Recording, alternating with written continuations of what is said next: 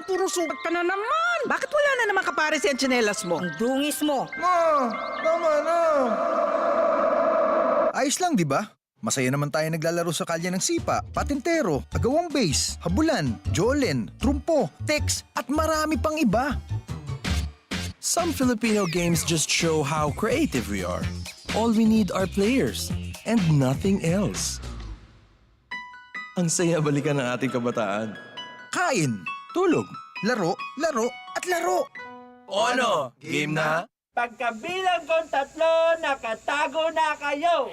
Yan ang Pinoy kultura because our culture is cool. This is a public service announcement. Discipline is the key. Umiwas sa aksidente sa daan. Ang pagmamaneho ay may kaakibat na responsibilidad, hindi basta mapaandar lang ang sasakyan. Kilatisin ang sarili. Ang kahandaan sa manibela, siguruhing inyong konsentrasyon ay hindi magagambala. Importante rin na ating laging isipin, init ng ulo ay huwag pairalin, bagkus kaligtasan ng lahat ang siyang dapat unahin. Isang mahalagang paalala mula sa Presidential Broadcast Service at Radyo Pilipinas, Radyo Publiko 738. This is a public service announcement. Public service announcement from PBS, Presidential Broadcast Service at Radyo Pilipinas, Radyo Publiko 738. Good news! Ang inyong pinagkakatiwalaang Radyo Pilipinas nasa TV na! Oo, nasa TV na! Ang Radyo Pilipinas 738 AM ay live nang mapapanood sa Channel 3 ng ABS-CBN TV Plus at Channels 45 to 49 ng GMA Affordabox. Kaya may access ka na sa balitang totoo anytime, anywhere.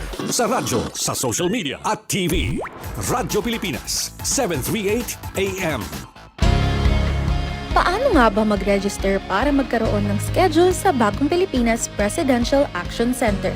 Narito ang mga dapat gawin. Gamit ang iyong mobile device, pumunta sa eGovPH app. Pwede itong i-download mula sa Apple App Store o sa Google Play Store. Gumawa ng account. Ilagay ang email address, valid mobile number, pagkatapos ay makakatanggap ka ng one-time code sa iyong email. Gamitin ang code sa eGov app para sa verification ng iyong account at ng mga impormasyong ibinigay. Congratulations! Meron ka ng eGovPH app account. Pwede mo na ma-access ang iba't ibang serbisyo ng gobyerno kabilang ang mga serbisyo sa Bagong Pilipinas Presidential Action Center. Matagal nang mailap ang internet sa maraming lugar. May mga gurong handang magturo, mga batang puno ng pangarap. Ngunit kulang sa internet connection. Kaya sa utos ni Pangulong Ferdinand Marcos Jr., kumilos ang Department of Information and Communications Technology at ang Department of Education para magkaroon ng internet ang mga paaralan sa mga liblib na lugar. Noong nakaraang linggo, dinayo ng Pangulo ang Island School sa Binuangan Elementary School sa Ubando, Bulacan. Para tingnan ang estado ng koneksyon, nakita ng Pangulo, maayos na ang internet. May laptop at tablets na ngayon na dati mahirap makarating sa mga isla at liblib na komunidad.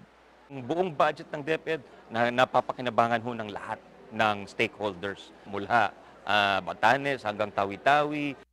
Maging mga paaralan sa Basilan, dinayo ng DICT at unti-unting nagka-internet ngayon. Kasama po namin si Secretary Henry po. Si Sec, asan na si... Mismo yata ang nagkakabit eh. I'm Mr. President, Secretary. In Basilan, 189 schools na binigay sa aming assignment ni Seksani, 172 na yung nakakabit. Dahil ang internet sa mga paaralan ay hindi lang basta signal, isa itong tulay para mas mapalapit ang kaalaman sa bawat silid-aralan. At sa bawat paaralang nakukonekta, may mga batang mas nabibigyan ng pag-asa. Magkaroon lahat ng estudyante, magkaroon lahat ng guro ng kanilang kinakailangan na equipment at para maging mas maganda at mas maayos ang sistema natin sa pagtuturo. Sa buong bansa, tuloy-tuloy ang trabaho. Isa-isang inaayos sa mga bagay na magpapagaan sa buhay ng ating mga kababayan. Para ang edukasyon ay mas maging abot kamay ng bawat batang Pilipino, anumang isla o lalawigan sa bansa. Ito ang Presidential Broadcast Service Radyo Pilipinas. Radyo Publiko ng Bagong Pilipinas para sa bagong Pilipino. Naghahatid ng mahahalagang balita at impormasyon na guugnay ng pamahalaan sa sambayanan. Tulay sa himpapawid ng serbisyo publiko. Radyo Pilipinas. Radyo Publiko. Ang boses ng Pangulo. Sa Mega Manila 738. Radyo Pilipinas. Radyo Publiko.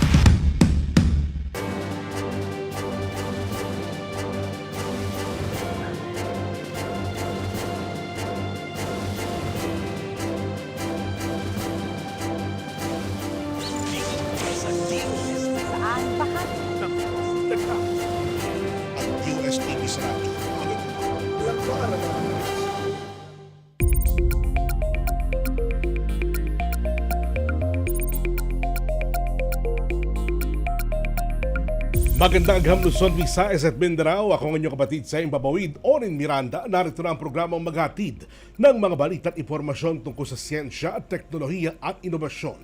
Kokonekta sa bawat Pilipino saan mang sulok ng mundo. Dala ang mga programa at proyekto ng Department of Science and Technology at sa ngalan ni DOST Secretary Dr. Renato U. Silidum Jr. Ako po si Napoleon Juanillo Jr. at ito ang Radyo Siyensya sa DOST Konektado Ka. Magandang agham po, Asek. Magandang agham din, Onin, at sa lahat ng ating mga kakonek. At para lahat tayo mga konek, mga kaibigan, oras na para pakinggan ang mga naging kaganapan sa DOST sa linggo nagdaan. Straight from the S&T Authority ng bansa, DOST Secretary Renato U. Silidum Jr.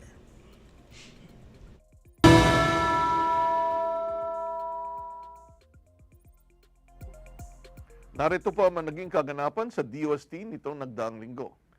Inilabas na noong Sabado ang opisyal na listahan ng mga qualifiers ng 2026 DOST Undergraduate Scholarships.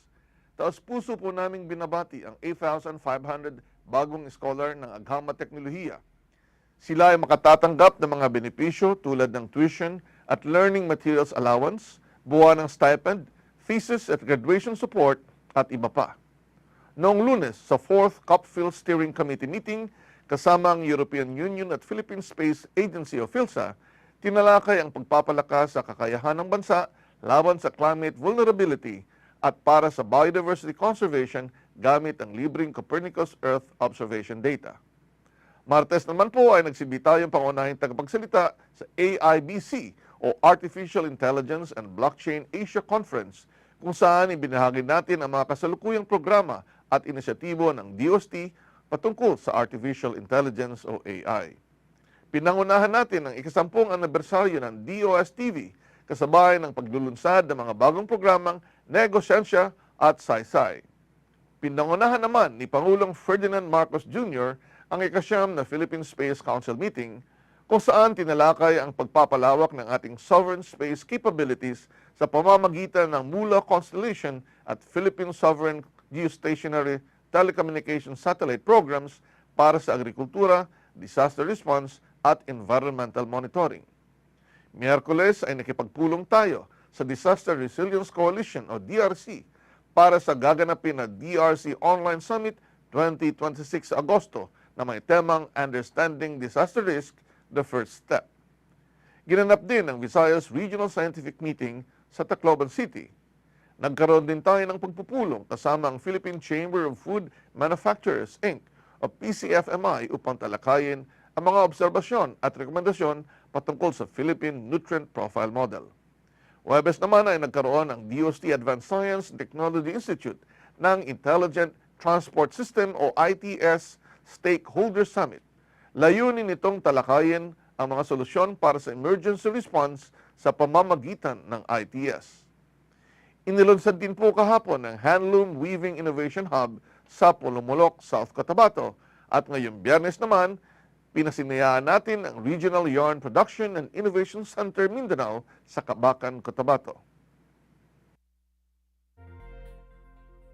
Alright, maraming salamat DOST Secretary Renato U. Silidum Jr. Samantala narito na ang iba pang napapanahong balitagham. Ito ang DOST Report.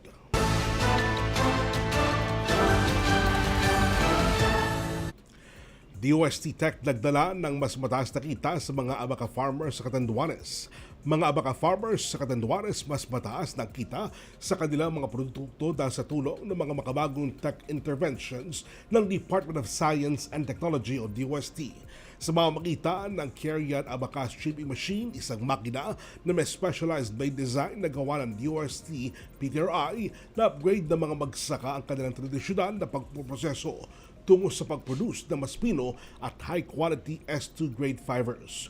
Dahil sa technological leap na ito, ang mga lokal na komunidad tulad ng sa bayan ng San Miguel nakapag-bypass na sa mga mapagsamantalang middlemen at direkta na nakikipagkontrakta sa mga commercial manufacturers gaya ng Abacatech para sa mas mataas na kita kada kilo. Sinuportahan pa ito ng isang 41 million peso proposed Abaca project at ng kauna-unahang Natural Textile Fiber Innovation Hub sa Catanduanes State University. Kaya naman matagumpay na itataguyod ng DOST ang lokal na industriya ng Abaca bilang isang highly profitable at sustainable social enterprise. DOST nagbahagi ng scholarship opportunities sa mga pamilya sa Valenzuela City. Nagsama-sama ang mga estudyante at mga magulang para sa programa sa buti ng bayan at mamamayan, galing akses, batid at angat tungo sa yaman ng bayan. PBBM, Gabay ng Bayan, programs na may temang patuloy na edukasyon, patuloy na pag-ahon sa wellness, entertainment and sports o West Arena ng Valenzuela City noong May 28th. Katuwang rito ang Department of Science and Technology National Capital Region o DOST-NCR at DOST Science Education Institute or DOST-SEI na siyang patuloy na naglalapit at nagpapakilala sa ahensya at mga academic scholarships na maaaring makuha ng mga estudyanteng nagtitake ng undergraduate degrees. Kaya naman kung interesadong malaman kung paano maging qualified sa DOST-SEI scholarships, bisitahin lang ang website na downloads.sei.dost.gov.ph para malaman ang mga scholarship programs na maaari niyong applyan. Maaaring bisitahin at mag-inquire sa DOST-NCR at DOST-SEI tungkol dito.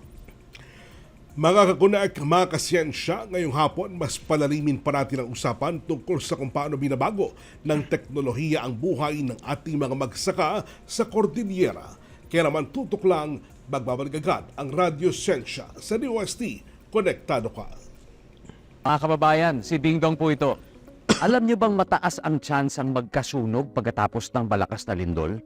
Kaya naman pagligtas ng bumalik sa loob ng bahay o building, i-check agad ang mga kawad ng kuryente. Kung may nakitang sira, patayin ka agad ang main switch. At ang pinaka-importante, i-report ito sa otoridad. Huwag mo nang i-DIY yan, ha? Naku, baka mas malaking problema pa ang sumabog. Tandaan, i-check ang sira, patayin ang main switch, i-report sa otoridad.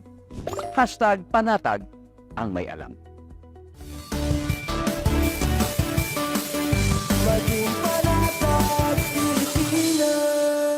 Radyo Siyensya sa DOST. Konektado ka dito sa Radyo Pilipinas. Nagbabalik po ang Radyo Siyensya. Ito na ang ating kwentong SNT.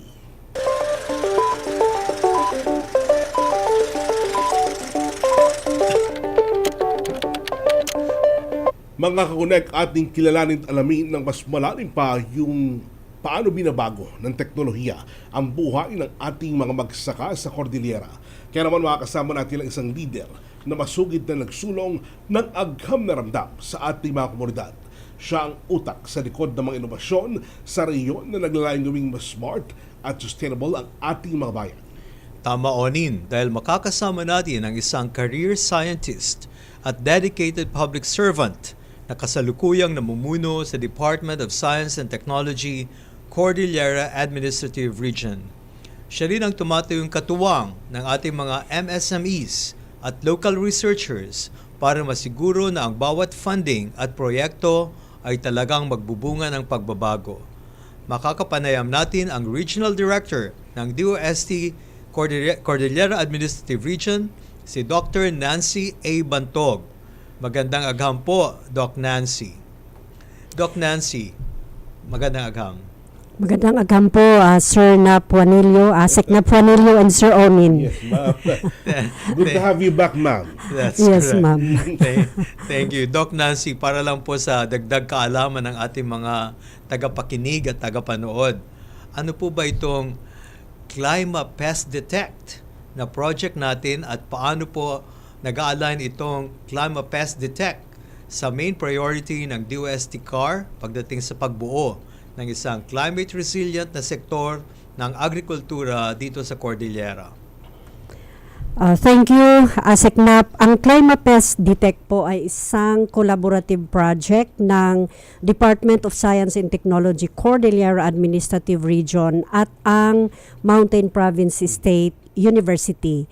Layunin ng ClimaPest Detect na tutulungan ang mga farmers sa mas mabilis at tamang pest and disease identification, early detection, monitoring and informed decision making upang maprotektahan ang kanilang mga pananim at mapataas ang kanilang ani at kita. Sa kasalukuyan ay may focus po tayong semi-temperate vegetable crops. Ito ay ang cabbage, Chinese cabbage, broccoli, potato, tomato at pepper.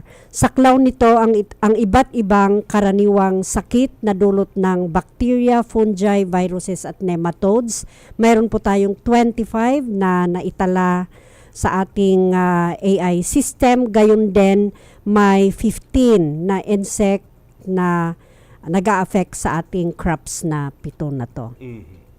Pero ma'am, bakit ang bayan ng Baoco Mountain Province ang napiling primary site para sa digital platform na ito? Okay.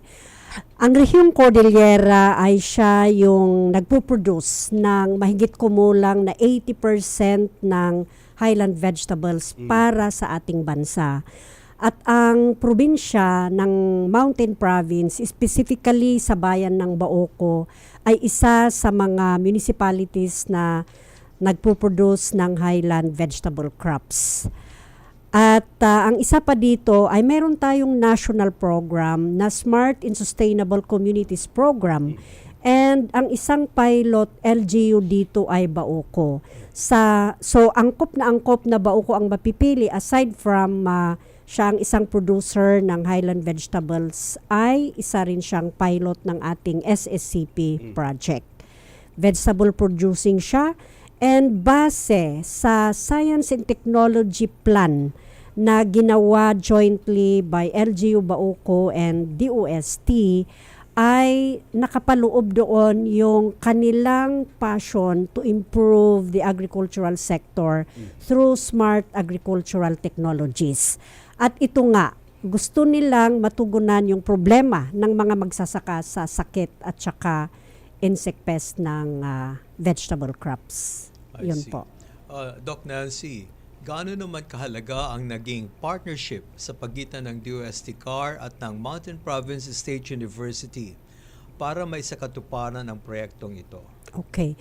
While ang DOST, alam naman natin na ito yung premier university providing leadership and direction in terms of science, technology, and innovation, may kaisa-isang state university and colleges sa Mountain Province. And this is the Mountain Province State University. They have curriculum on agriculture, they have the research, and also extension program.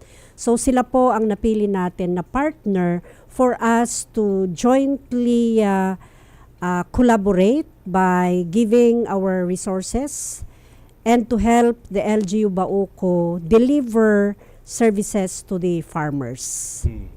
Alright.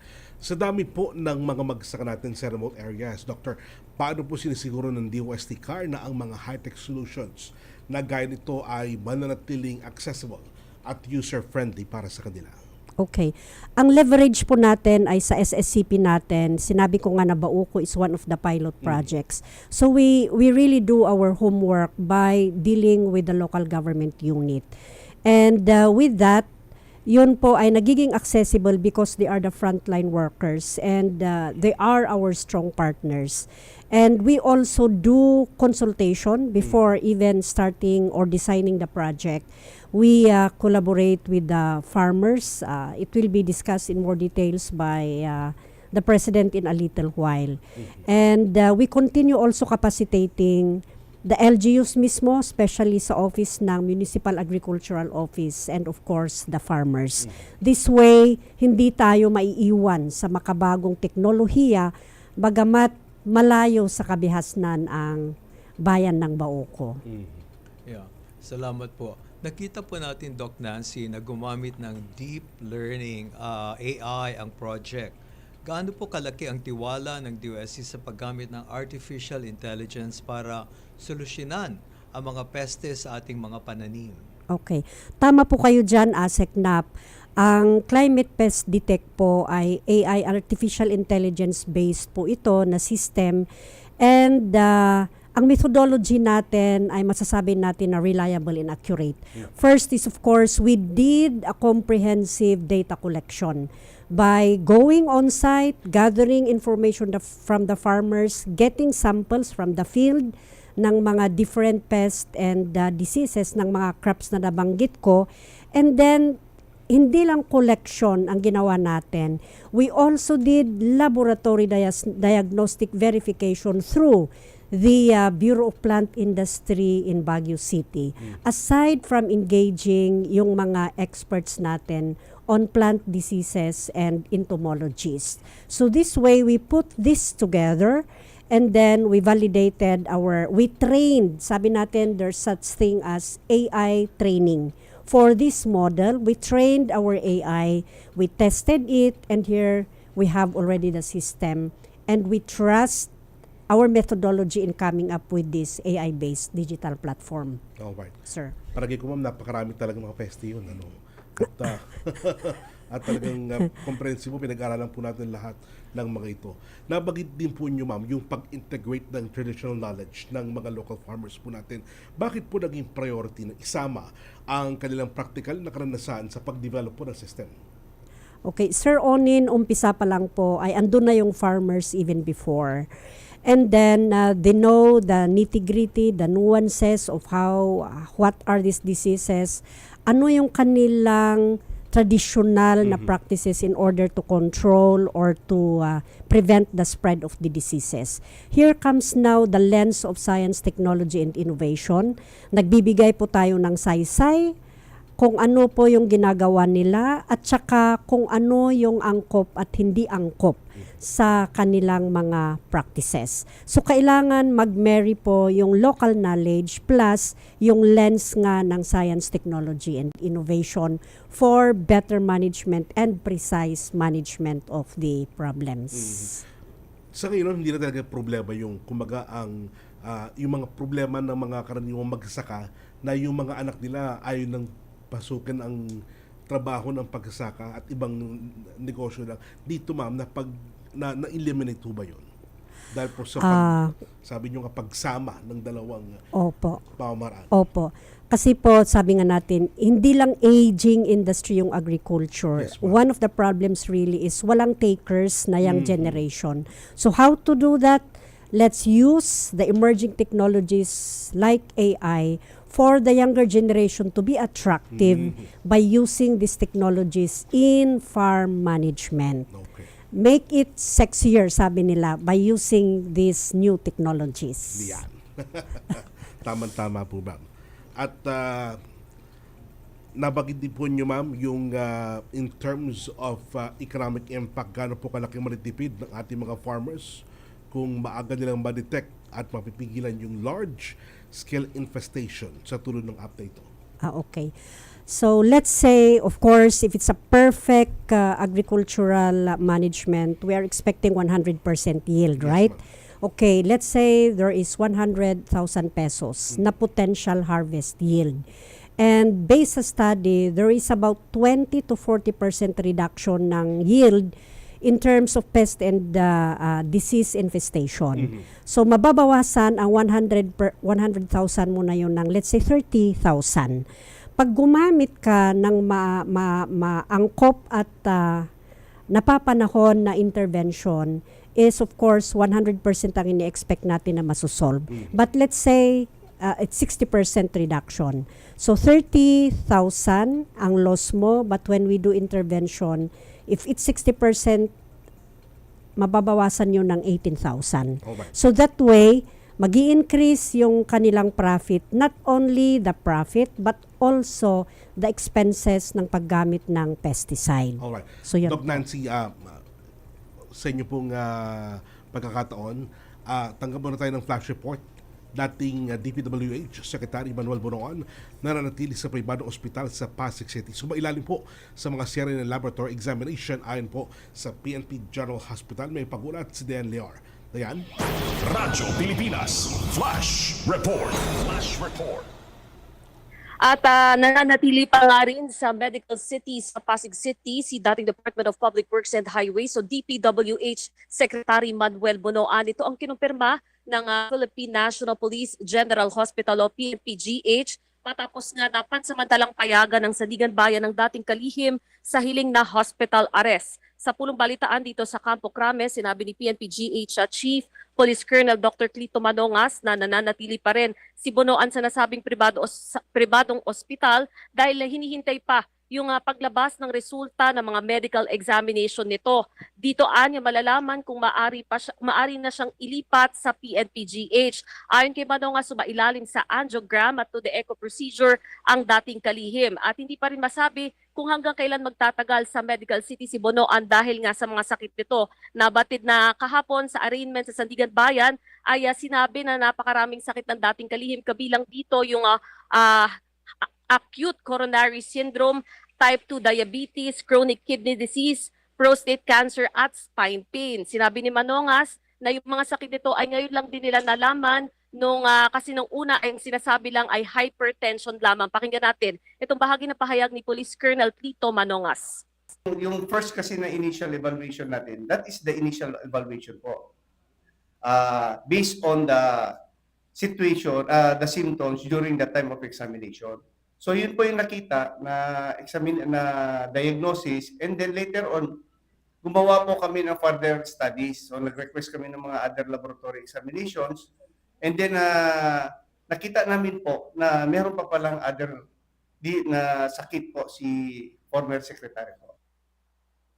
At yan muna ang update mula dito sa Campo Crame para sa Bagong Pilipinas. Diane Lear, Radyo Pilipinas, Radyo Publiko.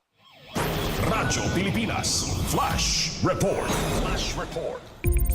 Alright, maraming salamat, Dan Lear.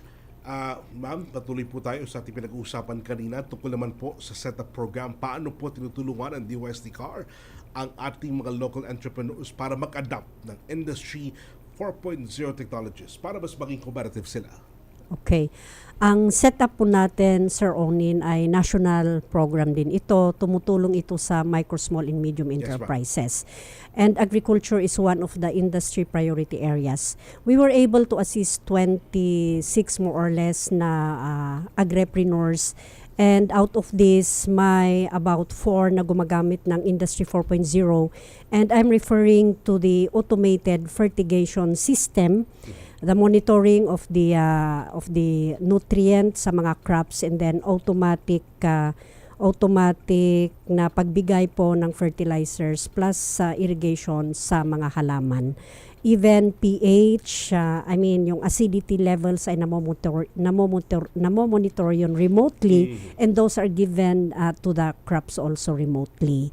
Ang isa pa ngayon na ongoing natin ay we have the unmanned aerial vehicle for mango production in Abra. So that is specifically drone for the provision of spraying needs ng mga crops natin. And isa rin ay nasa Bontoc Mountain Province. This is on swine production, and we are talking here of artificial intelligence, artificial insemination, storage, and proper handling ng mga reproductive needs of that swine industry in Mountain Province. AI din yun, ma'am. Yes po. Artificial insemination. Sarap sana ang ating talakayan, Onin, kaya lang medyo kinakapos tayo sa oras. So, Dr. Nancy, maraming salamat. Pero bago ang lahat, baka may gusto pa kayong pabatiin at pasalamatan. Okay. Of course, thank you very much for our program, this Radio Ciencia sa DOST Konektado Ka. A special mention goes to our partner LGU. This is LGU Baoco Mountain Province, the Bureau of Plant Industry in Baguio City as our partner in this project. Thank you po, sir. Mga kaibigan, si Dr. Nancy A. Bantog, Regional Director ng DOST Cordillera Administrative Region. Salamat po, Doc Nancy. Maraming salamat, Doc Nancy. Mga kakonek, pag-uusapan naman natin ang isang proyektong Climate Pest Detect. Tutuklain dahil kabaragahan ang Radio Ciencia sa DOST Konektado Ka. Radyo Ciencia sa DOST. Konektado ka dito sa Radyo Pilipinas. Sa darating na Hunyo 8, handa na ang mga paaralan. Ganon din ang mga guro, mga magulang. Sabik na ang mga mag-aaral. Pakinggan, panoorin at bantayan ang pagtutok ng Radyo Pilipinas sa pagbubukas ng klase ngayong taon. Mula pasukan hanggang uwian, aming tututukan. Balik Eskwela 2026. Balik Eskwela 2026. The Radyo Pilipinas coverage. This is a public service announcement. Discipline is the key. Umiwas sa aksidente sa daan. Ang pagmamaneho ay may kaakibat na responsibilidad. Hindi basta mapaandar lang ang sasakyan.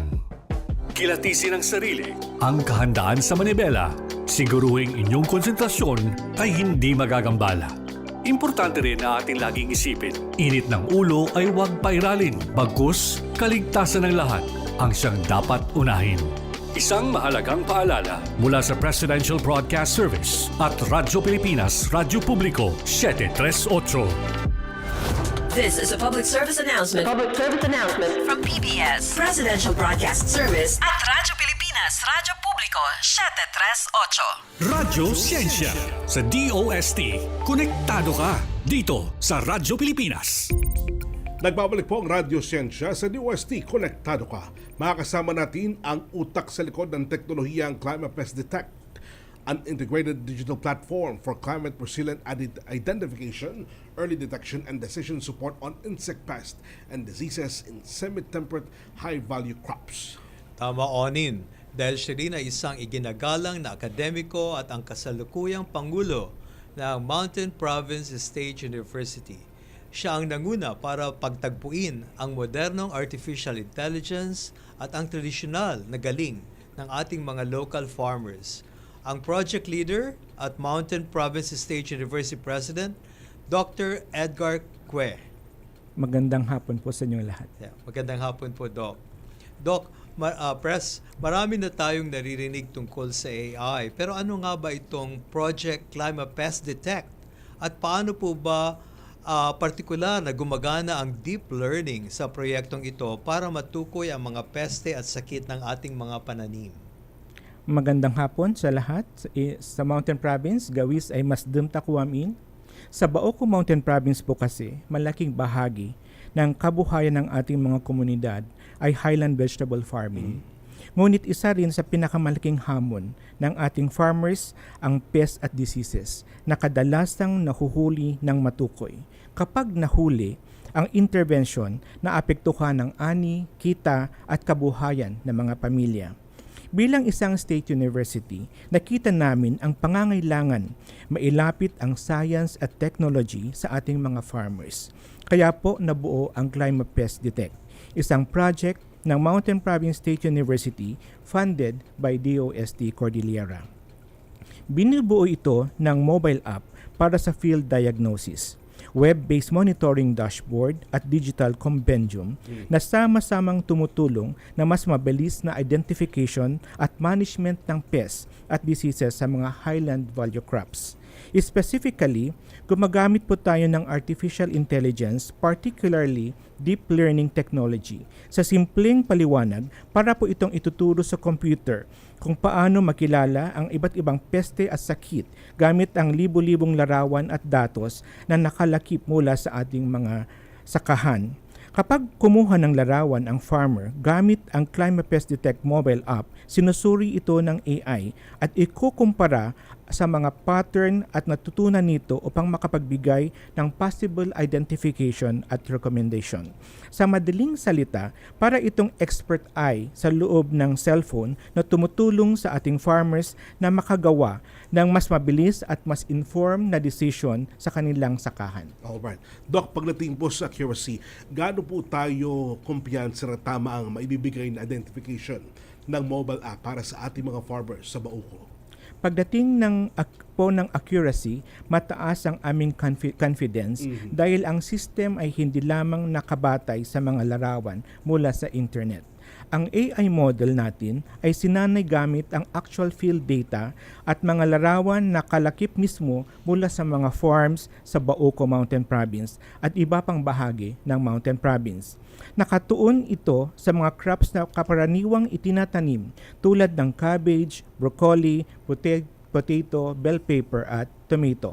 Mahalaga ring banggitin na dumaan ito ng validation at field testing kasama ng ating mga farmers, experts, BPI Baguio at DOST Cordillera. Sa mga pagsusuring isinagawa, nakapagpakita ng system ng accuracy ranging from 75% to 95%.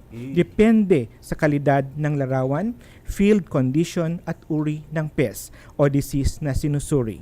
Gayunpaman, gusto rin nating maging realistic. Ang Climate Pest Detect is a decision support tool. Hindi natin sinasabing perpekto ito sa lahat ng pagkakataon dahil maaari pa rin maapektuhan ang resulta ng image quality, lighting condition at iba pang field factors.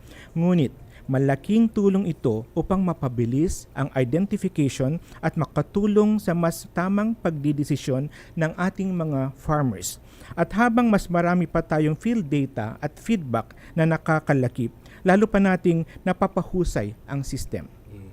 Galing talaga ngayon ng AI. Onin? Napahusay, sir. President Edgar, ano po ang naging pinakamalaking challenge sa pagde-develop ng web at mobile applications na ito? Lalo na't kailangan maging angkop ito sa semi-temperate climate ng Mountain Province. Isa po sa pinakamalaking hamon ay ang pagkuha ng accurate at localized data para sa unique semi-temperate condition ng Mountain Province. Iba po ang agricultural environment ng Mountain Province kumpara sa maraming lowland areas, gaya hindi sapat na gumamit lamang ng existing data mula sa ibang lugar. Kinakailangan ng project team na pumunta mismo sa mga farms sa Bauco Mountain Province upang mangalap ng actual photos, observation at field information. Isa pang challenge ay ang pag-train ng AI system para makakilala ng mga symptoms kahit iba-iba ang kondisyon ng mga larawan. Halimbawa, mahamog, kulang sa ilaw o iba-iba ang quality na kuha. Kasama rin sa aming isinasalang alang ang internet connectivity sa mga farmer communities. Gaya sinikap namin gawing practical, user-friendly, scalable, at accessible ang system para sa ating mga farmers. Alright. Doc, President, napaka-interesting po ng inyong approach na participatory rural appraisal. Ano po, paano po ninyo hinaluan ng traditional knowledge at mga practical obserbasyon ng mga farmers ang inyong pong scientific research? Naniniwala po kami na bago pa dumating ang researchers o technology, ang farmers po mismo ang unang eksperto sa kanilang mga sakahan. Kaya bago kami bumuo ng system, hindi po kami agad nagsimula sa computer o AI. Nagsimula po kami na pakinggan ang mga farmers sa pamamagitan ng Participatory Rural Appraisal or PRA. Inalam namin ang kanilang mga karanasan, obserbasyon at kasalukuyang practices sa pamamahala ng pests at diseases. Sa MPSU, naniniwala kami na ang pinakamagandang innovation ay yung pagbubuo na kasama ang komunidad, hindi lamang para sa komunidad. Hindi po naming layunin palitan ang kanilang kaalaman. Ang layunin ng Climate Pest Detect ay validate and augment knowledge at scientific information upang makagawa ng mas practical, mas angkop, at mas pakipakinabang na solusyon para sa ating mga farmers. Alam mo, Pres Edgar, ngayon ko lang narinig ang combination ng AI at participatory approach. Tama po. Napakaganda. Very interesting. I myself am getting very interested in this process. Pres, bakit po naging priority crops ang mga cruciferous tulad ng cabbage at broccoli at solanaceous tulad ng patatas at kamatis para sa proyektong ito? Pinili po natin ang cruciferous crops tulad ng cabbage at broccoli at solanaceous crops tulad ng potato at tomato dahil kabilang sila sa pangunahing high-value crops sa Baoco at sa buong Mountain Province. Ang mga pananinim na ito ay bumubuo ng malaking bahagi ng vegetable economy ng Baoco at Mountain Province at sa pangunahing pinagkukunan ng kabuhayan ng marami nating farmers. Dahil madalas din silang naapektuhan sa iba't ibang pests at diseases, nakita natin na ito ang pinakamalaki at maaaring maging malaking impact ng teknolohiya. Sa madaling salita, nag-focus tayo sa mga crops kung saan pinakamalaki at ang pangangailangan at pinakamalaki rin ang potensyal at benepisyo para sa ating mga farming communities. Alright. Doc, sa pagbuo po ng comprehensive compendium at digital library, paano po ito makatutulong hindi lang po sa mga farmers, kundi pati na rin sa mga estudyante at future researchers ng MPSU? Ang digital library at compendium ay hindi lamang repository ng informasyon. It is a living database that can continue to grow and as more information, experiences, and research findings become available. Para sa ating farmers, magsisilbi itong mabilis na reference resource kung saan maaari nilang makita ang impormasyon tungkol sa pests, diseases, at recommended management practices. Para naman sa ating mga students at future researchers ng MPSU, magiging napakahalagang research resource ito. Maaari itong magsilbing baseline information para sa mga susunod na mag-aaral, innovators at technology development initiatives. Hindi lamang ito resource para sa kasalukuyan, kundi isang valuable knowledge resource na maiiwan natin sa susunod na henerasyon ng researchers, student at agricultural practitioners. Halos patapos na po, Pres, ang development ng mga tools na ito. Ano po ang mga susunod na hakbang ng MPSU para masiguro na talagang magagamit at ma-maintain ang mga apps na ito ng mahabang panahon? Halos tapos na ang development ng Climate Pest Detect. Ang susunod na hakbang ay tsaking maging useful, sustainable at tuloy-tuloy na magagamit ang system kahit tapos na ang proyekto. Isa sa pinakamahalagang bahagi ng sustainability plan namin ay capacity building sa mga end users. Magsasagawa tayo ng training para sa farmers, agricultural technicians at lalo sa mga personnel ng Office of the Municipal Agriculturist ng Baoco upang maging familiar sila sa paggamit, pag-manage at pag-maintenance ng system. Ang layunin po ng proyekto ay hindi lamang makagawa ng teknolohiya, kundi mailipat ito sa lokal na pamalahan upang sila mismo ang makagamit at mapangasiwa nito bilang bahagi ng kanilang agricultural programs at services. Patuloy at makipagtulungan ang MPSU at LGU Baoco at iba pang mga partners para sa technical support at future improvement kung kinakailangan. Ngunit ang mahalaga ay magkaroon tayo ng isang functional at locally owned system na magpapatuloy at maglilingkod sa ating mga farmers kahit napatapos na po ang proyekto. Alright.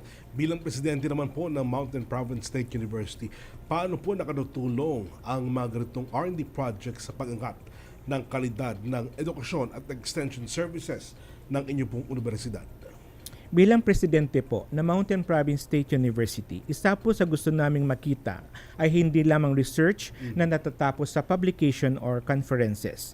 Mas mahalaga para sa amin kung ang research ay bumabalik sa komunidad at may tunay na pakinabang sa mga tao.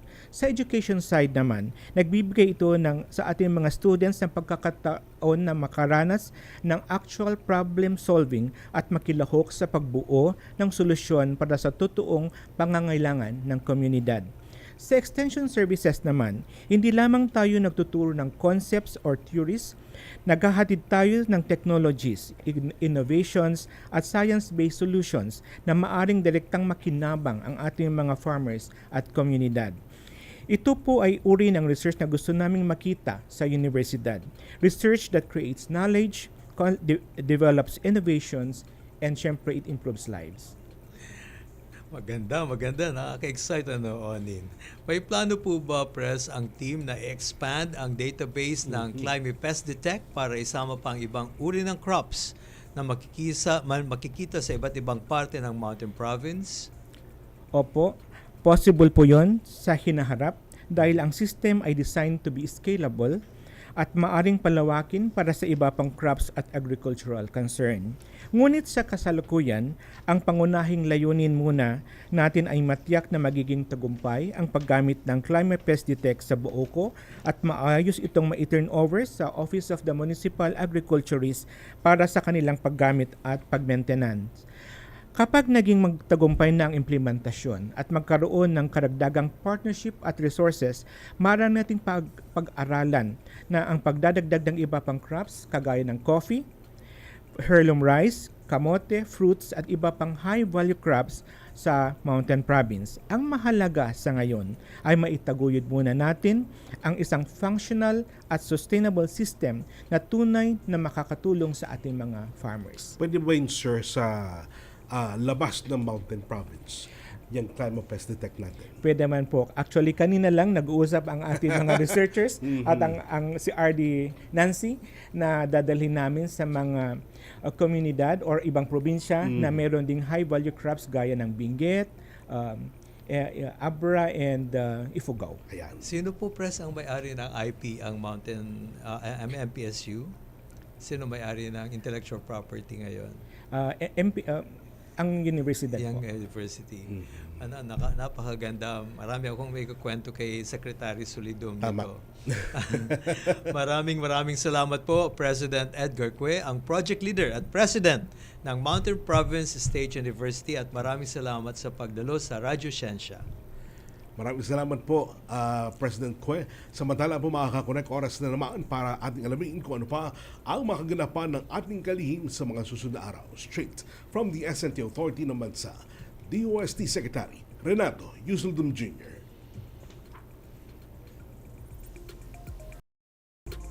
Sa susunod na linggo po, pangungunahan natin ang delegasyon ng Department of Science and Technology sa London Tech Week. Sa Martes ay ang 35th commemoration of the Pinatubo Volcano Eruption.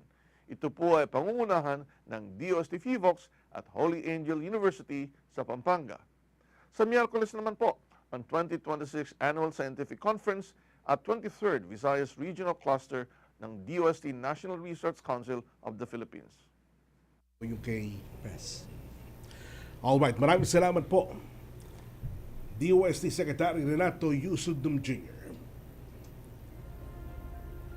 Mga kaunek, yan po ang naging kabuuan ng ating pong programa.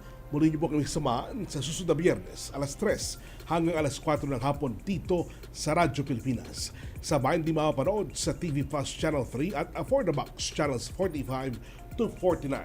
Muli, ako po inyong kapatid sa Impapuit, Onin Miranda.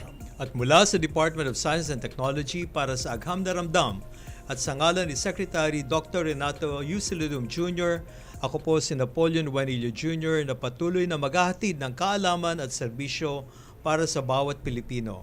Ito ang Radyo Siyensya sa DOST. Konektado ka, One DOST for you, delivering science for the people, solutions and opportunities for all. Tuloy po tayo mga kaibigan sa pag-ulat po ni Judel Baclay ng RP Iloilo. Mula sa Presidential Communications Office at Radyo Pilipinas Nationwide, ito ang Presidential Live Event. Presidential Live Event. Pakinggan natin ngayon ng speech ni President Ferdinand Marcos Jr. dito sa WPSU graduation ng College of Law. To the West Visayas State University President, President Joselito Villaruz, please be seated. The Commission on Higher Education Chairperson, Shirley Agrupis, Vice President for Academic Affairs, Maria Asuncion Christine Dequilla, Legal Education Board Chairperson, Jason Barlis, West Visayas State University College of Law, Dean Ian Thomas Besana, I am now at the quandary how to introduce the next. Do I introduce you as the Professor Doctor, or do I introduce you as the First Lady, Luis Araneta Marcos? To our graduates, Batch Dakub, and their loved ones, distinguished guests, ladies and gentlemen, a good day to you all, especially to our 24 graduates and aspiring lawyers.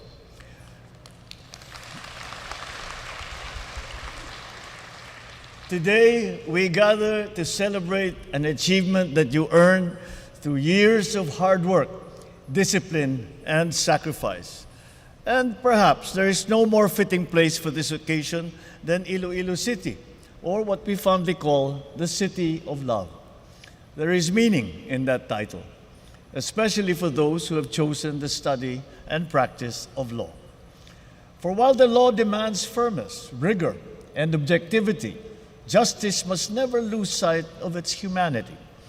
It must always carry compassion, fairness, and respect for human dignity. The legal profession has always been part of my life. My father, President Ferdinand Marcos Sr., was a lawyer. My wife is also one, as you all know very well. She has had the privilege of teaching in your institution and guiding many of you through your legal education. In fact, I have heard enough stories about recitations, classroom debates, and examinations to know exactly how much hard work was required for you to be here today. And despite this alleged aversion to the Socratic method, you have clearly survived law school.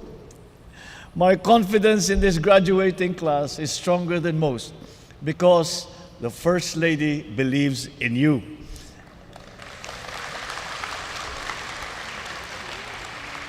And as far as I'm concerned, if she believes in your capability, then I'm inclined to believe her, as most good husbands always do.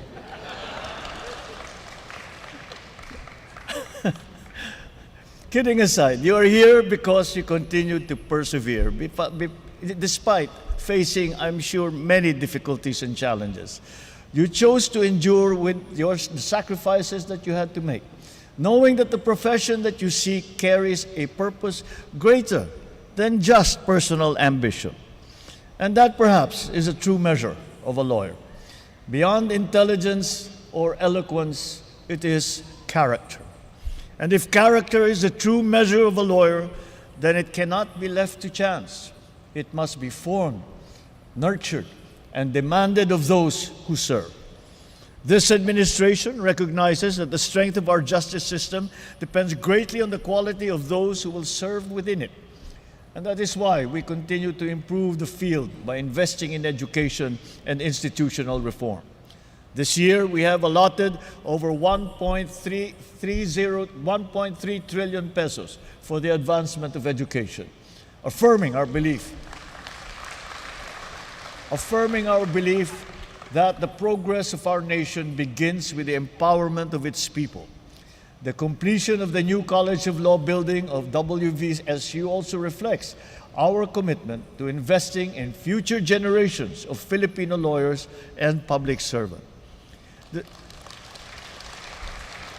Designed to support both academic excellence and practical training, the 4-story building houses 6 classrooms with a capacity of 40 students each, a dedicated review room, 2 moot courts, offices, and other essential facilities.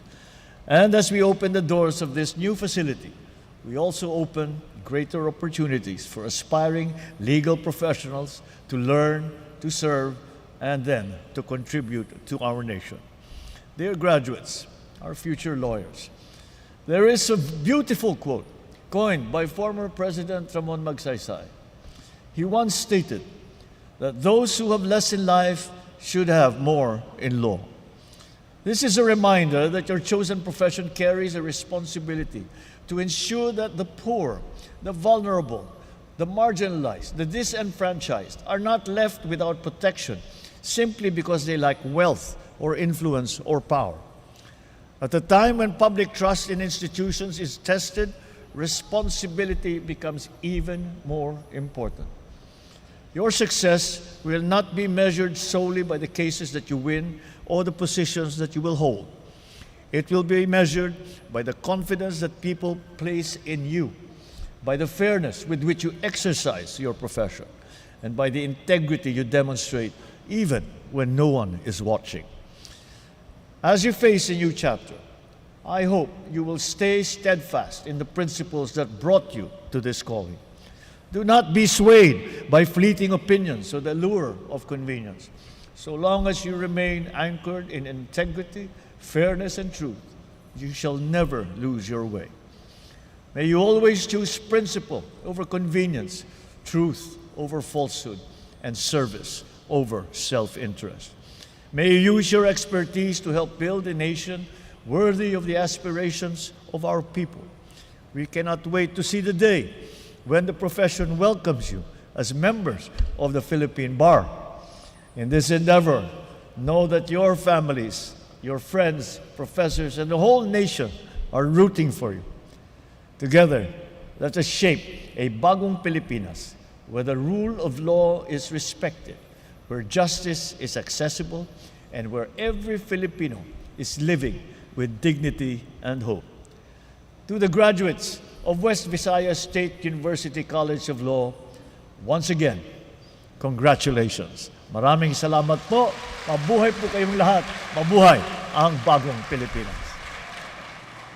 Ating napakinggan ang talumpati ni Pangulong Bongbong Marcos dito sa Cultural Center ng West Visayas State University, kung saan mismo ang Pangulo at ang unang ginang ang nanguna sa pamamahagi ng certificates at awards nitong 25 mga graduates ng WVSU College of Law. Binati rin ng Pangulo ang mga graduates sa kanilang ipinakitang sipag, tiyaga at sakripisyo upang matapos ang kanilang kurso sa pagka-abogado. Hinamon din ng Pangulo ang mga future lawyers na mag-observe ng justice, fairness, and human dignity bilang karakter ng mga future lawyers. At saka ngayong araw, ngayong hapon, pagkatapos ng graduation o commencement exercise dito sa